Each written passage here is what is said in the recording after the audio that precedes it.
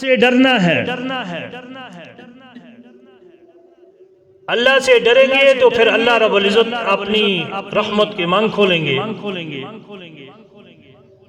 چاہے وہ کسی درجے میں بھی ہو۔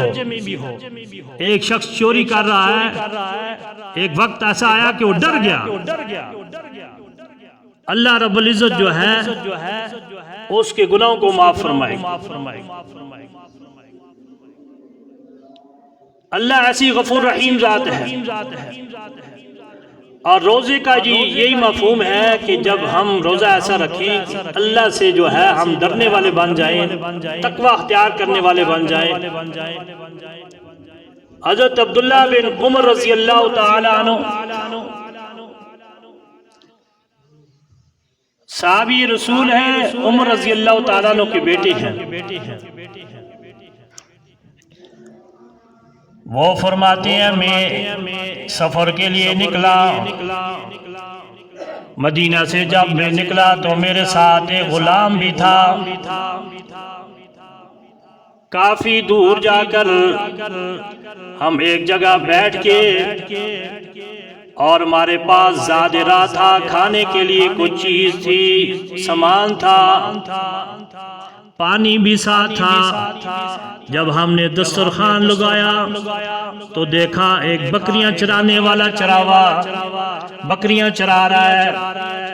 حضرت عبداللہ بن عمر رضی اللہ تعالیٰ عنہ فرماتے ہیں میں نے اپنے غلام کو کہا جاؤ اس بکریاں چرانے والے چراوے کو بلا لاؤ، ہمارے ساتھ بیٹھ کے کھانا کھائے، کیونکہ اتنی گرمی کی شدت میں اسے پیاس بھی لگتی ہوگی، بھوک بھی لگی ہوگی، بلا لاؤ۔ جب وہ غلام گیا کہ میرے آقا عبداللہ بن عمر آپ کو بلا رہے ہیں، آؤ ہمارے ساتھ دسترخوان پہ بیٹھو۔ وہ بکریاں چرانے والا چراوا انتہائی غریب آدمی تھا، کپڑوں پہ پیون لگے ہوئے اور پاؤں پہ جوتی نہیں، سر پہ پگ نہیں، آ کر بیٹھ گیا۔ حضرت عبداللہ بن عمر رضی اللہ تعالیٰ عنہ نے کہا ہم دسترخوان لگا رہے ہیں، تم ہمارے ساتھ کھانا کھاؤ۔ وہ کہنے لگا اے میرے آقا میں روزے سے ہوں، میرا روزہ ہے۔ حضرت عبداللہ بن عمر رضی اللہ تعالیٰ عنہ وہ فرماتے ہیں کہ چلو اس کا ذرا امتحان لیتا ہوں، کیا یہ صبح سے شام تک بھوکا رہنا اس کو روزہ کہتا ہے، یا اور بھی جو ہے معاملات میں پورا اتر رہا ہے، اس کی زبان کا بھی روزہ ہے، اس کے ہاتھوں کا بھی روزہ ہے، پاؤں کا روزہ بھی ہے کہ نہیں؟ حضرت عبداللہ بن عمر رضی اللہ تعالیٰ عنہ اس کو کہتے ہیں او غریب آدمی، تو ایک بکریاں چرانے والا چراوا ہے، ان چراوے میں سے ایک بکری ہمیں دے دے، تجھے پیسے دے دیتے ہیں، اور تمہیں ہم گوشت دے دیں گے، گھر لے جانا بال بچوں کے لیے، اور ہم ادھر پکائیں گے کھائیں گے۔ وہ کہنے لگا غریب آدمی، وہ چراوا کہنے لگا اے آقا یہ بکریاں میری نہیں ہیں، میں خود ایک غلام ہوں، اور یہ بکریاں جو ہے یہ میری نہیں ہیں۔ عبداللہ بن عمر رضی اللہ تعالیٰ فرمایا تمہارے آقا کو تمہارے مالک کو نہیں پتہ چلے گا، آپ اس طرح کر ایک بکری لے آ اور وہ ہمیں دے دے۔ اگر مالک نے پوچھا تو اس کو کہہ دینا کہ شیر آیا بھی دوڑایا، اس نے کھا لی تھی، میں سو گیا تھا، اس کو یہ کہنا۔ وہ غلام کہنے لگا میرا مالک اتنا سخت ہے، روزانہ مجھے بکریاں گن کے دیتا ہے اور شام کو وہ گن کے لیتا ہے۔ حضرت عبداللہ بن عمر رضی اللہ تعالیٰ عنہ کہتے ہیں تم اس کے آگے یہ بہانہ ڈالنا کہ شیر کھا گیا تھا نا، گدڑ کھا گیا تھا، شیر یا گدڑ کھا گیا تھا، مجھے نہیں پتا چلا، تجھے پیسے بھی مل جائیں گے، اچھے کپڑے بھی لے لے گا، جوتی بھی لے لے گا، بیوی بچوں کے لیے اور سامان بھی لے جائے گا، اس کے آگے جھوٹ بول دینا۔ حضرت عبداللہ بن عمر رضی اللہ تعالیٰ بیٹے اس کا امتحان لے رہے ہیں۔ وہ غلام کہتا ہے یہ ساری باتیں ٹھیک ہیں لیکن این اللہ، جب میں جھوٹ بولوں گا تو پھر مجھے بتاؤ اللہ کہاں ہوگا، کیونکہ اللہ جھوٹ سے پاک ہے، اللہ ہر عیب سے پاک ہے، اللہ دھوکے باز دھوکے سے پاک ہے، ہر چیز اللہ پاک ہے۔ اگر میں نے جب جھوٹ بولا تو مجھے یہ بتاؤ کہ اللہ کہاں ہوگا۔ حضرت عبداللہ بن عمر رضی اللہ تعالیٰ عنہ کی آنکھوں سے آنسو آگے اور کہا کہ یہ روزہ رکھنے کا حق ادا کر رہا ہے، اور دسترخوان لپیٹ لیا، کھایا نہیں، اور مدینہ واپس ہو گئے، روتے روتے جا رہے ہیں۔ غلام کہتا ہے کہ سارے راستے میں جو ہے عبداللہ بن عمر رضی اللہ تعالیٰ رو رہے ہیں، اور جا کر مدینہ میں پتہ کرتے ہیں یہ کس کا غلام ہے۔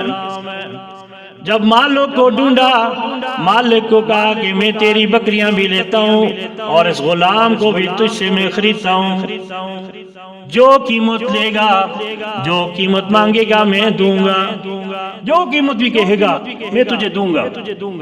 اور اس سے وہ غلام بھی جو ہے خرید لیا، بکریاں بھی خرید لی، اور اس کو گھر لے آئے اور کہا کہ میں نے اپنے لیے تجھے نہیں خریدا، اللہ کی رضا کے لیے خریدا ہے، تیرا یہ تقوی اتنا پسند آیا، جہاں تجھے میں آزاد کرتا ہوں اور یہ بکریوں کا ریوڑ تجھے میں ہدیہ کرتا ہوں، تحفے میں دیتا ہوں۔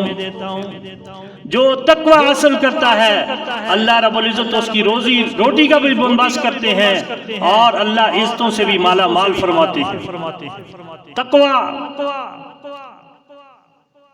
قرآن کہتا ہے ان خیر الزاد التقوی، او انسان اپنے رازدہ حاصل کر، آخرت کا جو ہے زاد راہ اپنے لیے توشا، تقوی اختیار کر، تقوی لے، تقوی آخرت کے لیے تقوی کو اپنا سامان بنا، یہی تجھے کام آئے گا۔ تیری قبر کو تقوی، تیری حشر اور تیرے میدان محشر میں کامیابی کا زینہ تقوی بنے گا۔ تقوی کو حاصل کر، اللہ رب العزت تجھے دنیا اور آخرت میں مالا مال فرما دیں گے۔ تقوی بڑی اچھی چیز ہے، تقوی بڑی اعلیٰ چیز ہے، تقوی جو ہے کامیابی کا زینہ ہے۔ ایک عورت آئی پیارے آقا صلی اللہ علیہ وسلم کے پاس، تھی کواری، اس کے پیٹ میں بچہ تھا، کہتی ہے یا رسول اللہ صلی اللہ علیہ وسلم مجھے پاک کیجئے، مجھ سے گناہ ہو گیا، اے اللہ کے رسول مجھے پاک کیجئے۔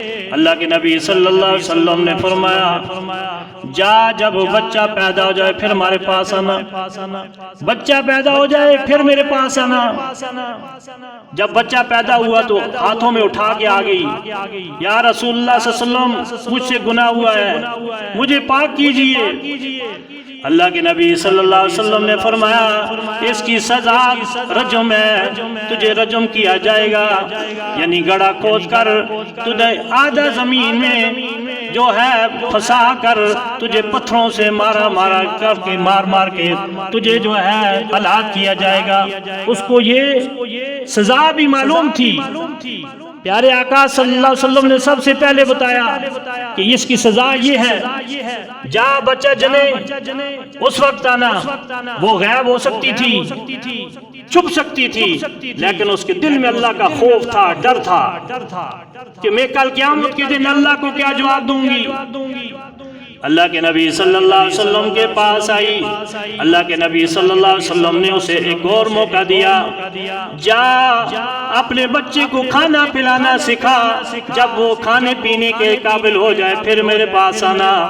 وہ عورت اتنی تیز نکلی، 6 ماہ میں اپنے بچے کو کھانا پلانا سکھا دیا. 2 سال کا بچہ ہاتھ میں روٹی پکڑتا ہے.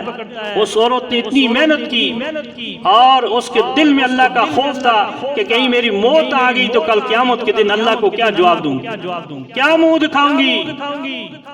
اللہ کے نبی صلی اللہ علیہ وسلم کے پاس 6 ماہ کے بعد آ گئی. یا رسول اللہ، یہ دیکھیے خود کھاتا ہے خود پیتا ہے.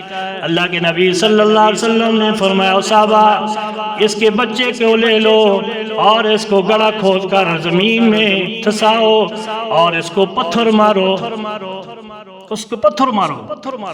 پیارے آقا صلی اللہ علیہ وسلم پاس بیٹھے ہوئے ہیں، صحابہ اس کو پتھر مار رہے ہیں. اللہ کے نبی صلی اللہ علیہ وسلم نے پوچھا اب سنا؟ کہنے لگی اللہ کے نبی صلی اللہ علیہ وسلم یہ رسوائی برداشت ہے لیکن قیامت والی رسوائی برداشت نہیں، اللہ کو کیا جواب دوں گی. اللہ کے نبی صلی اللہ علیہ وسلم نے دیکھا اس کو پتھر لگ رہے ہیں. خالد بن ولید رضی اللہ تعالیٰ عنہ نے ایک پتھر اٹھایا، اس کی پیشانی پہ مارا، خون کا فوارہ نکلا. خالد بن ولید رضی اللہ تعالیٰ عنہ کے کرتے پہ چھینٹے پڑے، خون کے چھینٹے پڑے. خالد بن ولید رضی اللہ تعالیٰ عنہ او گندی عورت، جاتے جاتے تو نے میرے کرتے کو بھی گندا کر دیا.